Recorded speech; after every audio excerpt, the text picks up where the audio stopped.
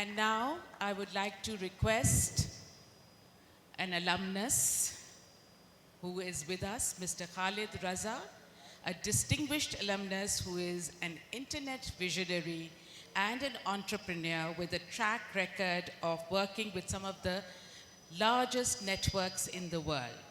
His contributions have greatly shaped the landscape of modern networking technologies. With great pleasure, I request Mr. Khalid Raza to come on stage to deliver the keynote address about mentioning the legacy of HHS and the future of the IT trends. Assalamu alaikum and good evening, everyone. My name is Khalid Raza. As she mentioned, I did my matriculation from Happy Home in 1980. Mrs. Nizami asked me to talk about giving back.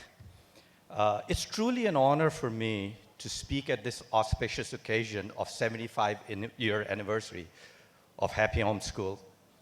So I reflected about giving back to not just to Happy Home, to the larger community. If we look at present time, we as human race are living at absolutely unprecedented time, never seen in the history of mankind. Every revolution that we have seen, from first industrial revolution to second, or the third one which we lived in, the revolution of semi-conductor, personal computing, and the internet. Internet transforms societies and economies significantly. What hurts me is we in Pakistan missed the third industrial revolution. The software development, the internet economy. That is the unfortunate part of it. I had the opportunity to work with internet since 1993, 2 years after its commercialization. So I've seen that growth. So that's the sad part of the situation we're in. But there is good news. We are heading towards the fourth industrial revolution. Artificial intelligence, quantum computing, robotics, all is not lost. By some estimates, in the next 10 years, this new industrial revolution will add about $14 trillion to the global economy. We cannot miss that. So, as I was putting my thoughts together, if we look at it, there is data out there which says 80% of global GDP in the next 10 years will be data. Data is the next oil. For us in this economy, in this transformation and transition of human race, we need to become part of that economy. How do we get there? That is very, very essential. The way as children, we used to learn decimal math that 1 + 1 is 2. Our next generation children have to learn binary math that 1 + 1 is 1. They need to be educated at that level. When I approached Mrs. Nizami about that idea, I was so excited that she was so receptive that our children should be learning from 6th grade onwards robotics and basic computer programming. That skill set should come so natural to them for this next economy that we are transitioning to. By some estimate, machines will replace 25 to 30% of existing jobs. But every major transition we have seen as human race, mundane, repetitive jobs will go away. But what will not go away is the intellectual capability to innovate. Einstein once said, imagination is more powerful than knowledge. We have to take a different approach towards teaching, educating kids. If we look at what is out there, I think the teachers' jobs are getting more and more difficult. if we look at what out there, we need to have, children have access to information way beyond what we had. Internet has created a level playing field. Exposure to ideas, exposure to classes. Whenever I go to these big institutions in Pakistan, I always ask kids, who do you guys follow? And I asked at university kids, do you know who Satya Nadella is? Do you know who Surinder Pichai is? And I said, if you're in tech industries you don't know what's coming in the next 5 years. You should be following these visionaries. So one of my favorite people who I am very inspired by is the current CEO of Microsoft, Satya Nadella. Satya took reins of Microsoft 10 years ago. What is very, very impressive about him, Microsoft, when he took reins of Microsoft in 2014, Microsoft was a $381 billion with a B, $381 billion market cap company. In the last 10 years, Satya has transformed Microsoft to a $2.9 trillion market cap. That's the opportunity, guys. That's the opportunity. So how do we change our children's approach towards education? I took inspiration from Satya because he said he did few changes to Microsoft. One of the most interesting things is there is a brilliant book, which I was just talking to Danish about it, a book from a Stanford professor called Mindset. Our teachers should be reading that book. Mindset is about, you have two mindsets in general, growth and fixed mindset.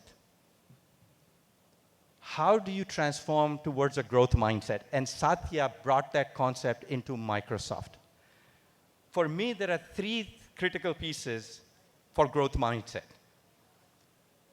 Number one, intelligence is fluid. The day you stop learning, you're not intelligent. That drive and hunger should stay with you as a child, as a kid. My wife and children always criticize me. My wife and I do a morning walk every day. And I'm obsessed with my work. I keep on telling her, the internet that we use today is the consumer internet.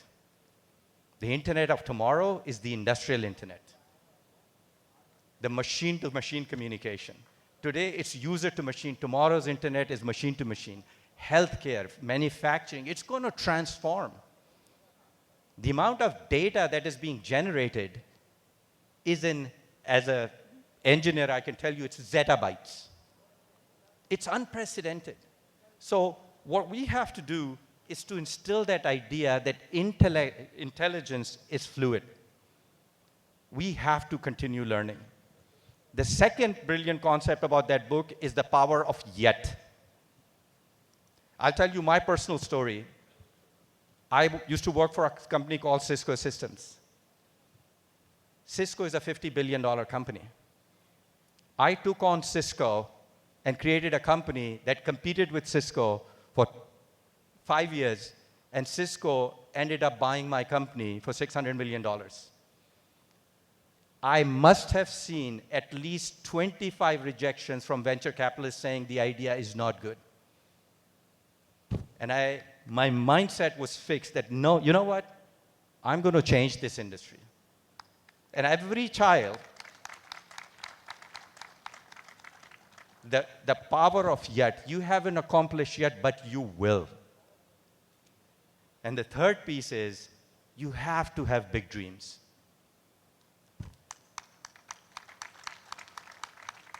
My previous project was about changing how enterprises connected. My current project, I again left my previous employer, Cisco, and I started a new company. My current project is to build the industrial internet. People laugh at me.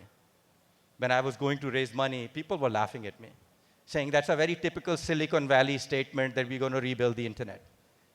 You have to have big dreams.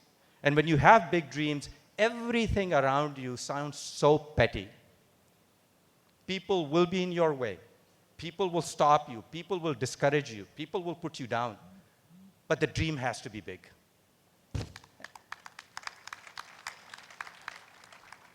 So the two areas in education we have to focus is the technical skill set and the change in mindset. We have to make our kids dreamers. We cannot be anybody afraid of failures. I give talks to all my alma maters on the same topic. That guys, I at least for 2 years saw extreme amount of rejection before my company was funded. So don't give up.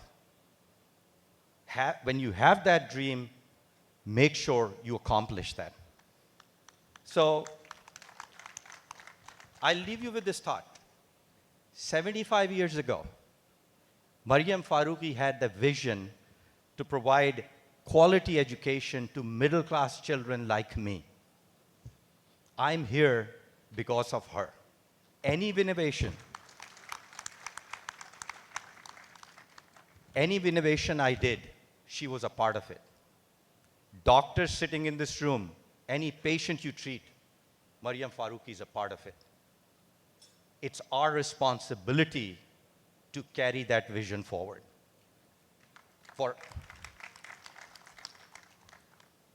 To continue that dream.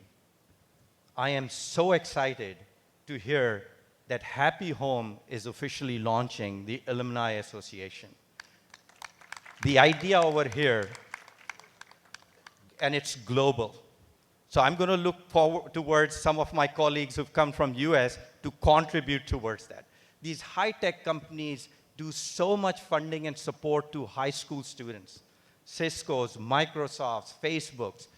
Those who work for those high-tech companies need to bring that instruction set to our society so our kids are educated, learning cloud computing, thinking about quantum computing. It's very, very exciting times. I literally feel like I'm 10 years old and I am chasing a huge dream to change the world. So we, as happy homers, have to contribute two ways. Most people contribute financially and think they're done. We have to contribute financially and intellectually. Anything that you have learned, anything that inspired you, any field of area that you are and you're educated in, bring that knowledge and thought process back to your institution. Inspire those kids, because you were sitting in those same chairs as those kids are. That means there is a next Javed Anwar sitting in those chairs. There's a next Khalid Raza, or there's a next Anisa sitting. With that, I really want to show my gratitude to Mrs. Nizami for giving me this opportunity to speak at this auspicious occasion. Thank you very much.